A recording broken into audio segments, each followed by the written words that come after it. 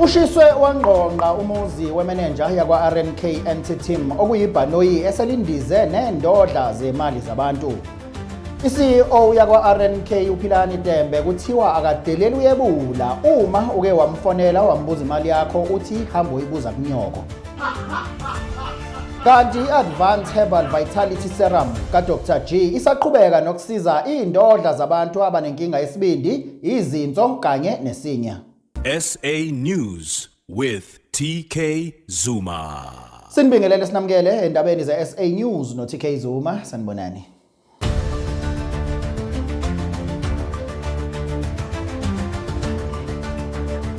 Ushiswe wangqongqa umuzi wemenenja yakwa-RNK Anti-Team okuyibhanoyi eselindize nenqwaba yemali zabantu. Lo muzi uyazi abantu abezwa. Ngicela ukukutshela ukuthi namanje ungathola ukuthi bakhona futhi abasazoloku bethuka inhlamba, thina siya beqamba manga lihlaza cwe. Batshelwa kwathiwa kuyoshaya kwakubani? uJune 13 June mangaphazami. Kwathiwa bayobe sebeyama-millionaires sebehola more than 500,000 umuntu emunye. Emva kwalokho kwathiwa imali ayisaphumi. Abaqhubeke bafake ezinye imali zabo ukuze bezokwazi ukukhipha imali. Still bayifaka abantu. Namanje abasazongena bathi ukhuluma into ongayazi abantu baki Sixolise nanti udaba. Sengibuyisa ukuthi sengishisa umuzi wemanager. Sengishisa umuzi ka my leader and nonke bekade nibizana ngo my leader. Kodwa manje ngoba my leader lo ubenefite kakhulu nithi no asishise umuzi ka lo my leader lo. You understand? And mind you, even your upliners, the people that recruited you, they benefited. Who joins ibhanoyi esehlelo unyaka? Who does that? Who invests 500k kwibhanoyi esehleli unyaka? Who does that? Noshisela nomuzi wemanager because he also benefited. We're black people, right? Benithi no sonke siyazama hlukana nathi ningithuka.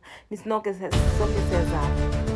Khona manjalo kuthiwa i-CEO yakwa-RNK uPhilani Tembe akadeleli ushaya amasimba ngemvubu. Uma uke wamfonela wambuza imali yakho uvele athi hamba uyifuna kunyoko. Weyibu awuzwe nje lo mgulukudu. Kuthiwa kusolakale ngazi ukuthi kunekhemi ke manje ayidlayo ngoba meke wambuza ukuthi ukuphi uvela akutshela ukuthi hayi ngisendaweni ethile akunika ilocation kodwa kuthiwa akufikeki khona la ekhona.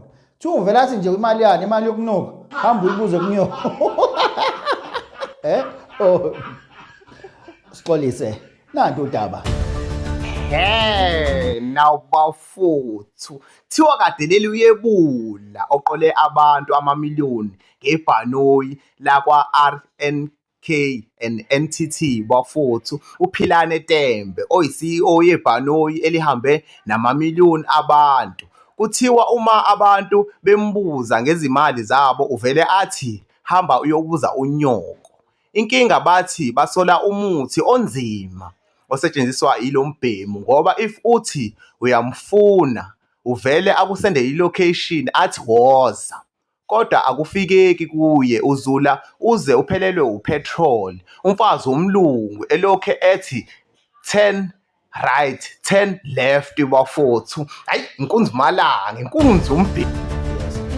I-Advanced Herbal Vitality Serum ka-Dr. G isaloku iqhubeke njalo nokusiza indodla zabantu abanenkinga yesibindi, izinso kanye nesinye.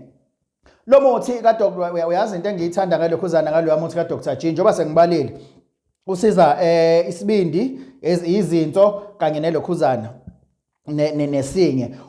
Uyababona labantu labo uthola ukuthi umuntu usemdala mhlambe ivamise ukuqala nje mase usu-approach u-50 noma usuku-50 years from to above ukuthi mhlambe kakhulu kubantu besilisa uma uthi uyochama yabo ufika uchama uqede mase uyalokhuza uyathuntuthi uthola ukuthi ngomthetho ngokwakho usuqedile ukuchama then ubuyisela umnomzana ngaphakathi. Kodwa uthola ukuthi mase usulokhuzile uthola iandisi imanzi kunomchamo ophumayo but obungawuzi ukuthi ukhona. Uyayibona leyo nto. So mhlambe kubantu besifazane kuthiwa kubantu besifazane mhlambe uthola ukuthi mayikhwehlela naye mhlambe mase sondele ko menopause kanjalo. Mayikhwehlela mhlambe kube khona okuphumayo ngenxa yokuthi ilokhuzana isinye sesiqala ukuba lose ngenxa mhlambe ye-age and stuff kwabanye kuba isifo.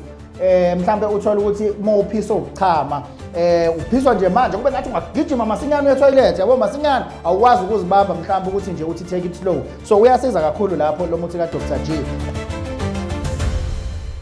SA News with TK Zuma.